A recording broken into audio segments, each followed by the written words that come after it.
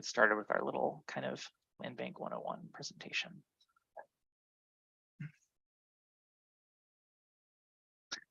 All right. Can everyone see my presentation? Cool.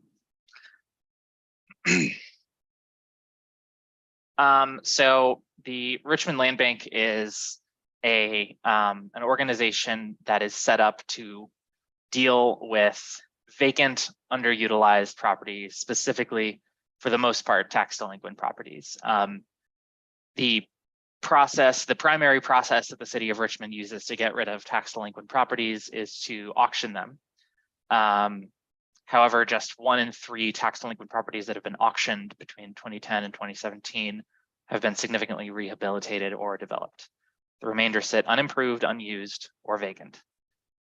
Besides those tax delinquent properties, there are a great number of additional vacant properties that are not tax delinquent, but are vacant for other reasons, that are owned by the city. So, like I said, the existing cycle that exists in a lot of cities, especially cities that have undergone significant disinvestment, is that, you know, we have a vacant property, the owner stops paying taxes on it, it's foreclosed by the municipality, it's sold at tax auction, it's bought by a land speculator, usually, who will sit on it, wait to see if it increases in value, and when it doesn't, they will stop paying taxes on it themselves. It remains vacant, it gets foreclosed by the city. That's the cycle.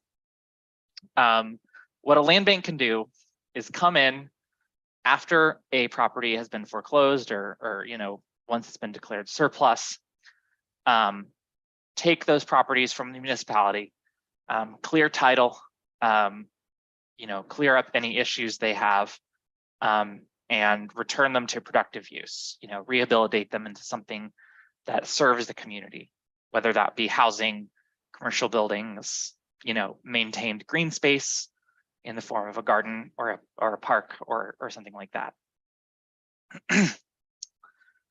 Like I said, affordable housing, specifically land banks, are good for. Commercial uses, open space, urban agriculture, or whatever the community needs, really. That's the point of a land bank. There are only over 250 land banks in the United States. Virginia passed legislation enabling land banks in 2016. The Richmond Land Bank was one of the first in the state. And to date, there are 3 known land banks throughout the Commonwealth. That's us, Chesapeake, Danville. It's the third one. So the way that the Richmond Land Bank works is that the city takes vacant land from either the surplus property list or the vacant tax delinquent property list, transfers it to the Richmond Land Bank by direct sale, which is a very special kind of legal process that allows us to take ownership very easily for a low cost.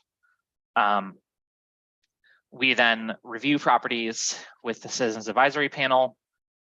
We do a lot of research, and we try to determine what these properties would be best used for. This involves a lot of community engagement a lot of the time. We try to reach out to adjacent property owners and neighbors and say, hello, you know, what would you like to see here? Once it's decided what a property is going to be used for, we accept applications from qualified end users. Those applications are reviewed by the CAP. And then the CAP recommends an end user for a property. It's transferred and it is returned to productive use. Typically, this involves a development agreement so that the land bank can reclaim a property if it's not being used the way that it was promised to be used. Our top priority is the creation of affordable housing, but other priorities include retail, commercial, industrial activities, historic preservation, public spaces, and urban agriculture. We sometimes get non-buildable lots, as will be the case with some 50 surplus properties. We try to make those available, or we wish to make those available for community gardening or green space when we can or when it makes sense. And the Citizens Advisory Panel itself is a public advisory board that is the intermediary between the land bank and the public. It serves to make recommendations on the actual land. There are supposed to be 9 members, 5 appointed by the city of Richmond, and 4 appointed by the board of directors of the Maggie Walker Community Land Trust. The Maggie Walker Community Land Trust is a affordable homeownership provider that the city of Richmond appointed as its land bank in 2017. Currently, this is what our property map looks like, excluding the 15 that we're going to talk about today. We've so far transferred 15 vacant properties for housing use, 1 transferred for commercial use, 4 transferred for continued, stewardship as parking and green space. 1 transferred for commercial use, or actually under lease for commercial use in the north side. These 15 yellow ones are the ones we're talking about this evening. And then we have 6 additional properties that we are still holding on to for other reasons. And then outlined in yellow are outlined in orange rather, are our priority neighborhoods that are established in our annual plan. And outlined in yellow are these additional focus areas that we that have a lot of vacant properties that we try to get properties in.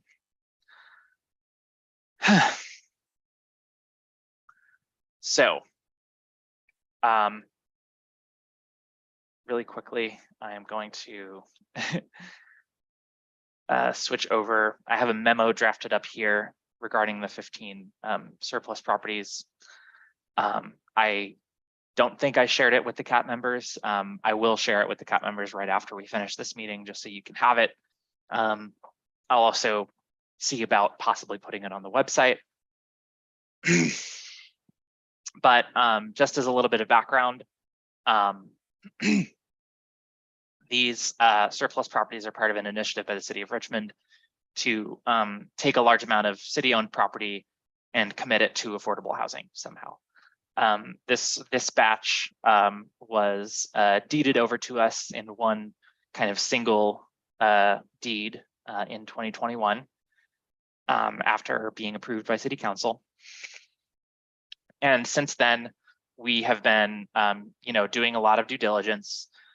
We've been working with an engineer and site planner to figure out, potentially how many units of housing these properties could provide. And they were specifically stipulated to be used for housing by the City Council when they were transferred. So these are legally bound to be used for housing. So the engineering firm we were working for is Ratchet Designs, or we were working with, sorry. The engineering firm we were working with is Ratchet Designs, who we've worked with on a couple other projects for Maggie Walker CLT. And we've also been working with our legal counsel, Fleckenstein and Associates, specifically Lane Pearson at that firm, to clear title issues with some of these. All right, let me share my screen one more time here. So can everyone see this? All right. So this was prepared by my colleague, Eric. He couldn't be here tonight. He's sick with COVID and also taking care of a very young child. I think 2 months, maybe 2.5 months. Anyway, so we have identified a number of issues with a good number of the properties that make them, either complicated or basically impossible to build on. 5913 Ferguson Road is a parcel out in the West End near St. Catherine's School. There's a combined sewer alignment across the property. And the easement, basically you can't build on top of a combined sewer, right? The easement requirements would impede the construction of a home on that property. So we've listed it here as an issue. These 3 properties, 410 Pollock Street, 429 Pollock Street, and 431 Hazelhurst Avenue. These are all in the north side. They are in a kind of aligned in a straight or diagonal line. and they as well have a combined sewer alignment underneath them, like right down the middle of them. So that would obviously prevent construction there. 1501 Call Street is in the I think Highland Park southern tip. It's a very it's like a triangular lot that's on the end of a row of homes, and it's got a good kind of slope to it that would incur a lot of infrastructure costs and be very difficult to engineer a home onto, and the home would have to be very small. So we don't believe that it's feasible. 3201 Hazelhurst Ave is an abnormal parcel. It's kind of in front of a couple people's front yards. It has a public sidewalk on it.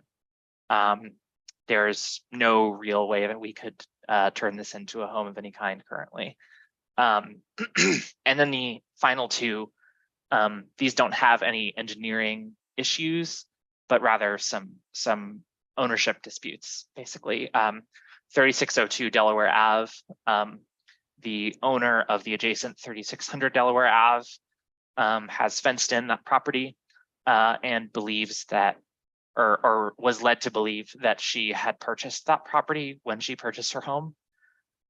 So we are trying to basically resolve that ownership dispute before any action is taken on that one at all. And then finally, 4809 Old Warwick Road. There is a dispute about the tenure and use of this property by United Parents Against Lead, and that organization's founder, Queen Zakia Shabazz, who we have worked with before in another capacity. She had allegedly had a lease with the city before that we didn't know about, and it's basically unclear whether or not she has a legal standing to be there, and we don't want to kick her out, because her organization is very valuable, and we really support her work and everything, so we don't want to make trouble for her. So we're waiting to resolve this dispute as well before we take any action on it, whether that be to return it to the city, to sell it to her, or otherwise. So that's 7 or 1, hold on, 4, 5, 6, 7, 8 properties that are kind of taken out of consideration of these 15. The remaining properties, the remaining 7 properties, we believe are buildable and are very viable for development, and we're working on separating these 7 out so that we can begin the RFP process for these 7. These 7 are 1903 and 1905 Semmes Avenue. That's sort of in Manchester, or nearby Manchester.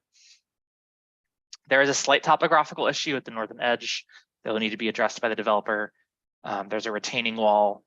There might be some stormwater issues, but they are, solvable.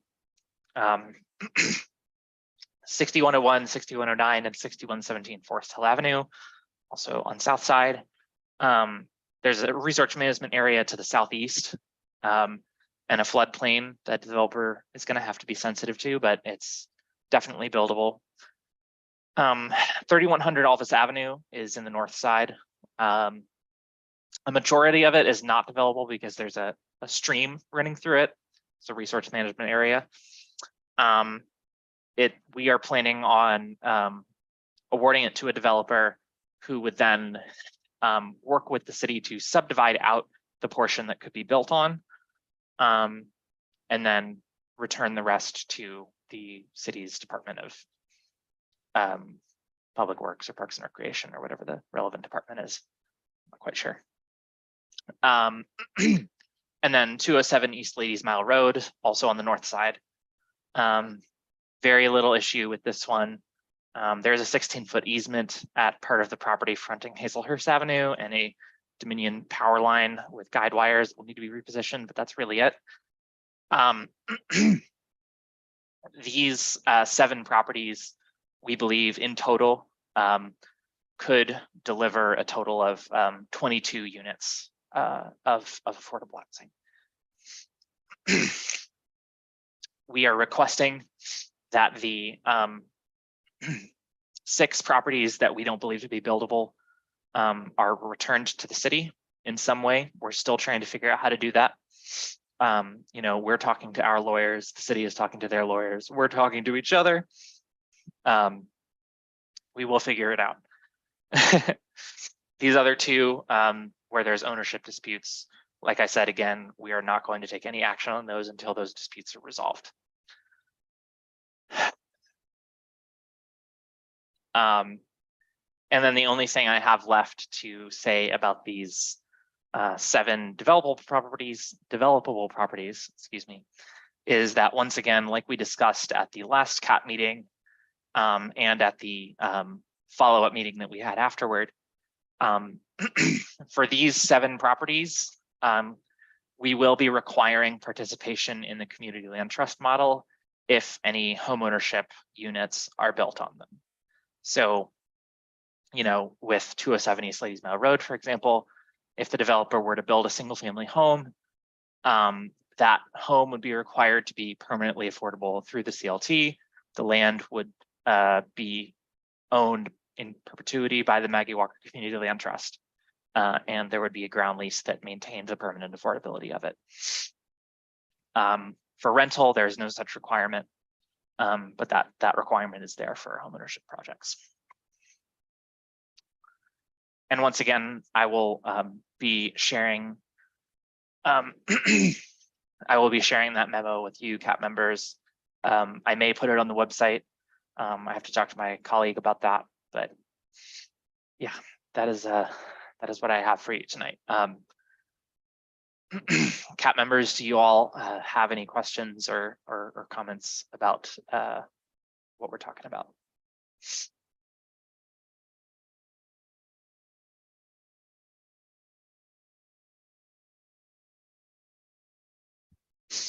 Just a quick question.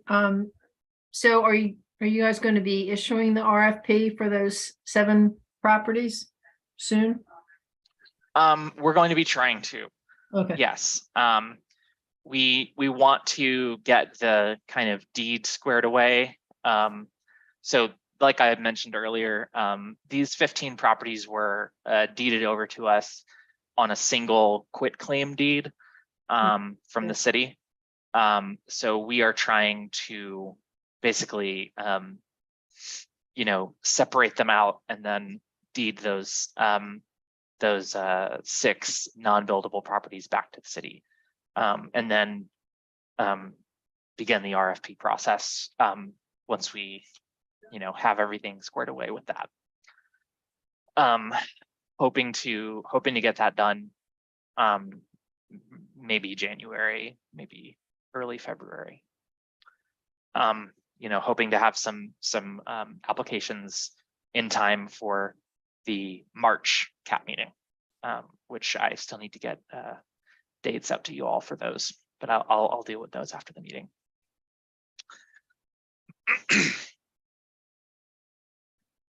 Thank you. Yeah, of course. Any members of the public as well are welcome to speak up if you have questions or comments or anything like that. I know this is a lot of very detailed information to take in at once. Yeah, this is more just a process question for me, Sure. Laura. So how are the like how are these properties identified in the first place? Did the city just look at their holdings and do a search on the address and decide that they would be good properties to transfer to the community land bank? Or just kind of curious because, you know, almost half of them aren't really buildable. So there wasn't really any kind of investigation or due diligence done on them before they were transferred. Am I interpreting Yeah. that correctly? So I can speak to a little bit of this on our end, and then Sharon, I'd ask you to provide a little bit of input if you can. But basically, I think 2 or 3 years ago at this point, we looked at the whole city surplus property roll and narrowed that list down by like proximity to our focus areas, by by size and dimensions. Basically all the data that was available to us on that list of surplus properties, we narrowed it down by so that we could find, you know, a number of properties that were potentially buildable for like residential development in multiple senses. And then we gave that list to the city, and then the city, you know, looked at that and said, okay, here's what we can give to you. I'm not sure how that decision was made on the city's part, but from our perspective, that's what happened. Okay. We did not have access to the like Department of Public Works or Department of Public Utilities, you know, special GIS maps that would have allowed us to see the like sewer alignments, something like that. Right. Those are kept under lock and key. They're very private about those things. So we didn't have access to that information, which is part of the reason why some of these properties weren't eliminated from the list. So, so the CLT spent money and resources on doing the engineering and on the legal work on all 15. And I'm not recommending this, I'm just asking the questions because I'm kind of new to the process. Sure. Does it make sense to try to do some of that due diligence before the community land bank says we want these properties? I mean, I don't know how much has been spent on the engineering and on the legal work for those 6 that aren't really buildable. Yeah. So ideally, in an ideal world, we would do that, right? The issue really is from an operational standpoint that the land bank doesn't have a dedicated funding stream either from MWCLT or from the city. We don't really have a budget outside of what we can make back when we transfer properties. Right. I wasn't suggesting that the land bank pay for that stuff up front. I was suggesting that maybe the city is giving us fuller information on identified properties so you don't go through the effort of spending money to assess the viability. So like if you had identified the first 6 and the city gave us the information about the sewer lines, then you know you wouldn't have had to pay anybody to go out there and do any of the other work on it. Just a question. Yeah, I mean, part of the issue is that, like, you know, all that stuff is contained in kind of separate Right. departments like databases, and like I mentioned, like DPU is keeps their like combined sewer alignments GIS files kind of under lock and key for security reasons, which makes sense, you know. Right. I'm not suggesting that they would gave us access to it, but if the whole list came out, right, they could go through it and go, oh, these 5 have combined sewer lines, you don't want to go, or there's a big easement, or there's, you know, they could just provide some of that initial information so we don't waste time looking at properties that, you know, aren't viable. yeah, I mean, you know, speaking frankly, I feel like that's something that we would like in the future. We don't, you know, we don't really have a way of making sure that happens. But yeah, that's definitely something that we would hope in the future that we could cooperate with that, or that, you know, DPU or whoever it was, could cooperate with us in the future about that. Okay.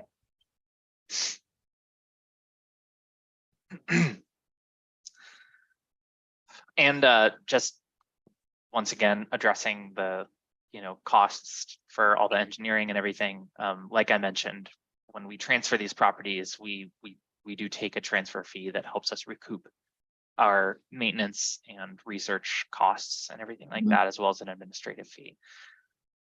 Obviously, for the ones that won't be leaving the CLT's ownership, right, for the ones that will be developed as CLT homes, we won't be making back that money. But, those CLT homes will be part of our program. So we kind of just write them off as like, that's housing development costs. Right.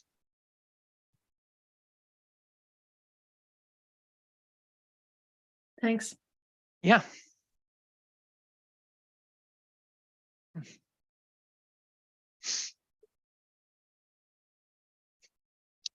Does anybody else have any questions, comments, concerns?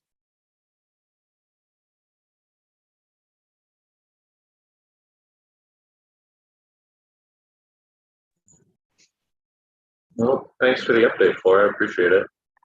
Yeah, definitely. And I'm sorry I couldn't give you more this evening.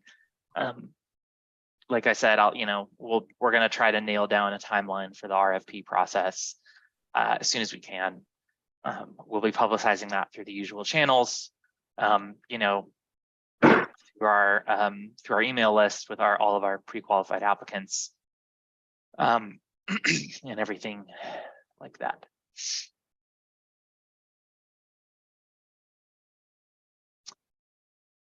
All right. Thank you. This is a very short meeting, I guess. Thank you guys all for showing up anyway and for listening to me talk for a little while. I will follow up later with this memo, and we can chat about it over email, CAT members, if you need to, and any members of the public who are watching. Once again, if you have any comments, questions, concerns, feel free to just email me. I'm putting my email in the chat, but it's flora@mwclt.org. You can, hit me up anytime. I'm always here to talk about the land bank. Great. Thanks, Laura. Right. Yeah, Thanks, Laura. Cheryl. Yeah. No, I was just going to ask a question and I don't want to prolong it. So hello, No everyone. worries. Forgive me, I'm struggling with a respiratory infection here. So, Oh, I'm sorry to hear that. yeah, I just wanted to ask, and maybe I missed it because I jumped on a few minutes late. Do we ever give any update on the persons that have, the individuals that have bought, the families that maybe have bought our units? How many have been sold? How are they doing? How long have they been in these houses? Do we have anything of information on that? Or maybe you all do that at another time? I'm just asking. Yeah, so for the properties that have been awarded to Maggie Walker, right, as a developer, we do maintain that data. I will say for the Richmond Land Bank properties that have been awarded to Maggie Walker, only one of them so far is actually occupied. We sold the first one just a couple weeks ago. That one was originally transferred to Project Homes, who then decided to put it into the CLT.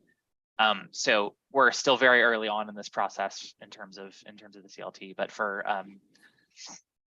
and I believe that is maybe the first land bank property to actually be occupied by anyone. I may be mistaken, but I believe that's true. But definitely as we continue on, we'll be collecting that data from our partners, I hope. And Maggie Walker will be collecting that data for ourselves, of course. And we might put out a kind of impact report once we have a few more units occupied. Okay, thank you. Yeah, thank you for your question, Cheryl. Hope you feel better soon. Thank you.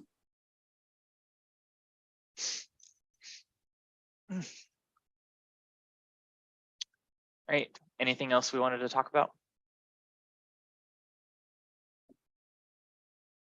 Great. All right. Thank you so much, guys. Again, apologies for the kind of brief and very light and info heavy meeting. But I will talk to you guys over email. Right. Everyone have a good night. Happy holidays. Happy holidays. Bye.